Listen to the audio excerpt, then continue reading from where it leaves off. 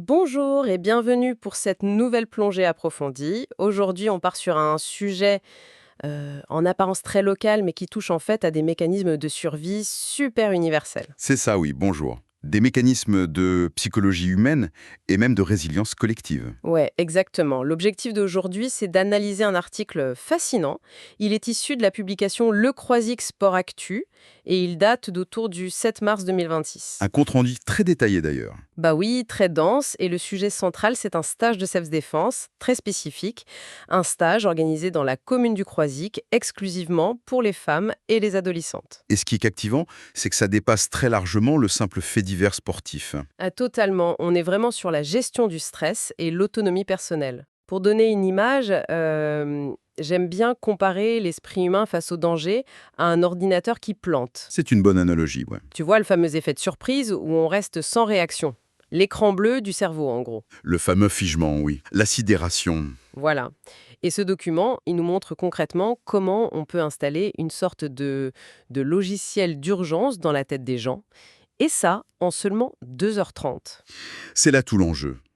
L'intérêt majeur ici, ce n'est pas seulement d'apprendre à donner des coups. C'est surtout d'observer comment une communauté locale, donc ici l'association SDMF 44, s'empare d'un événement. La Journée internationale des droits des femmes. Exactement. Ils transforment cette journée en une action concrète d'autonomisation. Ils allient la prévention, l'action immédiate et même les premiers secours.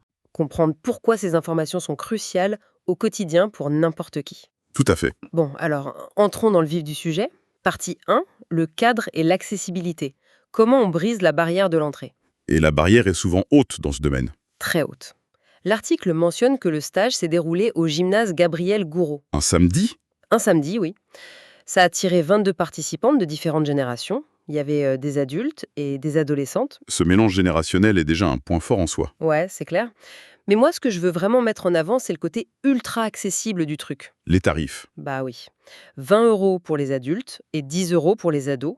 Et surtout, et c'est souligné en gras dans l'article, aucune expérience sportive préalable n'était requise. C'est fondamental, cette absence de prérequis. Pourquoi tu dirais que c'est si important? Parce que la self-défense intimide énormément de base. Elle est très souvent associée aux athlètes de haut niveau, à des années de pratique en dojo. On s'imagine tout de suite devoir faire des grands écarts ou des sauts périlleux. Exactement. Et le message envoyé par l'association ici, c'est de démystifier complètement l'acte de se défendre.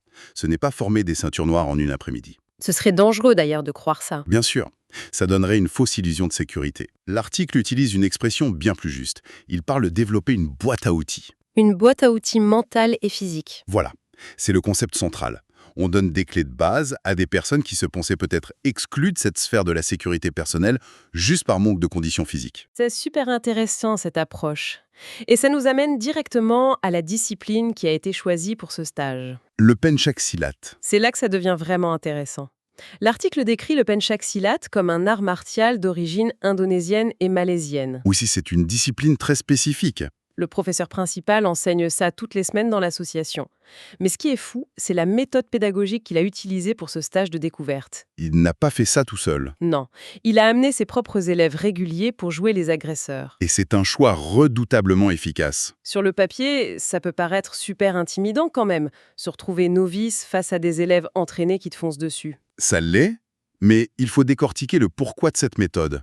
S'entraîner dans le vide, c'est totalement inutile face au chaos d'une vraie agression. Taper dans l'air, ça n'aide pas quand quelqu'un t'attrape.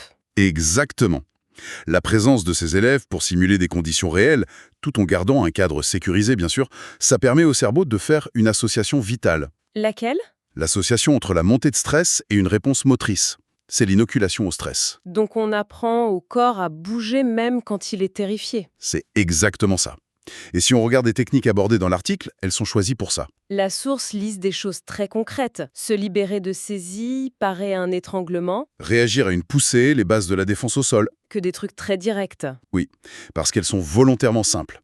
Face à une agression, on a une décharge massive d'adrénaline. La motricité fine disparaît complètement. On devient incapable de faire des mouvements compliqués en gros. Voilà. Donc, ces gestes du penchak silat s'appuient sur la motricité globale.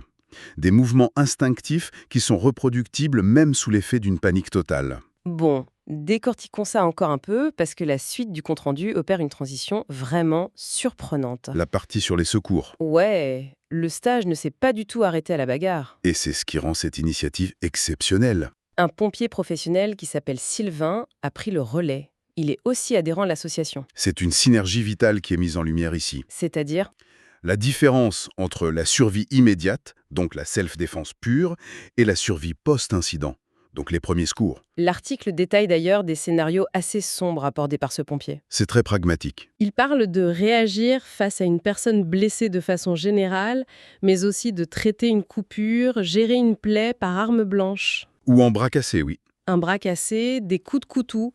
Dans un stage de découverte de quelques heures pour des novices, c'est pas un peu anxiogène? Si on relie cela à une perspective plus large, c'est d'une logique implacable.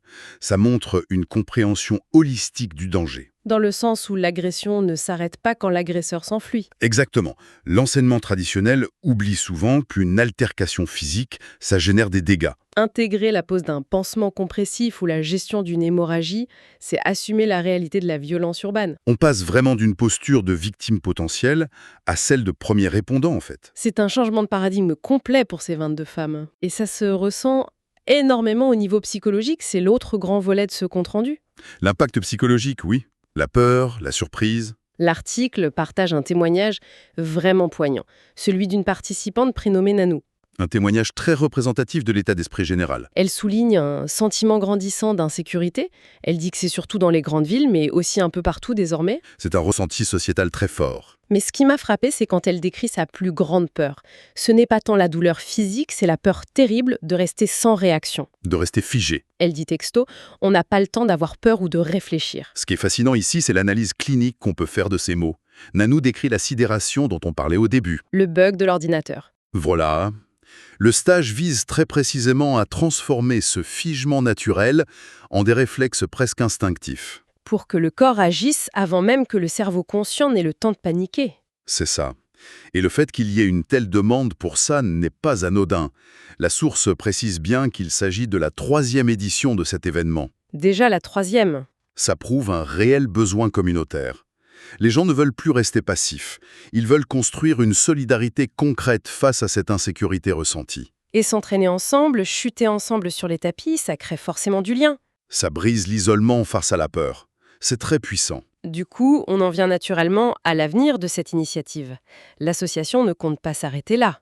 Non, l'article évoque des perspectives très intéressantes. Un nouveau stage est déjà envisagé pour le mois de novembre. Et le timing est stratégique. Oui, il serait lié à la journée contre les violences faites aux femmes. Ce n'est donc pas juste un coup de communication isolé au mois de mars. Pas du tout. C'est une dynamique en pleine expansion.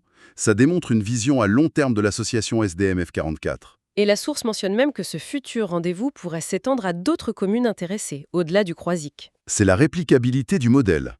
Quand une formule fonctionne aussi bien, avec un coût faible, une pédagogie adaptée et l'alliance arts martiaux et secourisme, ça devient un standard exportable. D'autres municipalités pourraient tout à fait s'en inspirer pour répondre aux angoisses de leurs propres citoyens. C'est ce qu'on peut leur souhaiter de mieux. Bon, pour synthétiser un peu les points clés de notre analyse, Allons-y. en résumé, l'essence de cet article, c'est qu'en seulement 2h30, 22 femmes ont acquis des gestes de survie.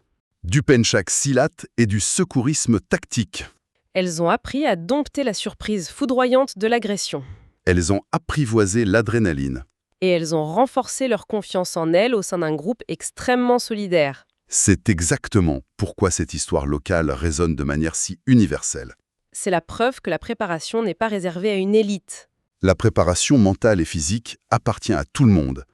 La simple volonté de ne pas rester passive, de franchir la porte d'un gymnase, c'est le tout premier pas vers la sécurité personnelle. Une vraie réappropriation de son propre corps. Tout à fait. Et ça amène une réflexion beaucoup plus large. Une réflexion qui dépasse le cadre de la rue. Exactement. Si à peine 2h30 d'initiation ciblée suffisent à transformer l'angoisse viscérale de l'agression en un sentiment d'action et de solidarité, imaginons un peu. Oui, imaginons. Quelles autres peurs paralysantes de notre vie quotidienne pourraient être désamorcées simplement en acceptant d'ouvrir une boîte à outils de base plutôt que de détourner le regard? C'est une question qui mérite vraiment qu'on s'y attarde. La peur du changement, la peur de l'échec, la mécanique de la sidération est la même. Et la solution? l'action concrète fonctionne tout autant. Merci beaucoup pour cet échange éclairant. Merci, c'était passionnant de décortiquer tout ça. Et merci à ceux qui nous écoutent d'avoir suivi cette plongée au cœur de nos réflexes et de notre résilience. À très vite pour un prochain décryptage.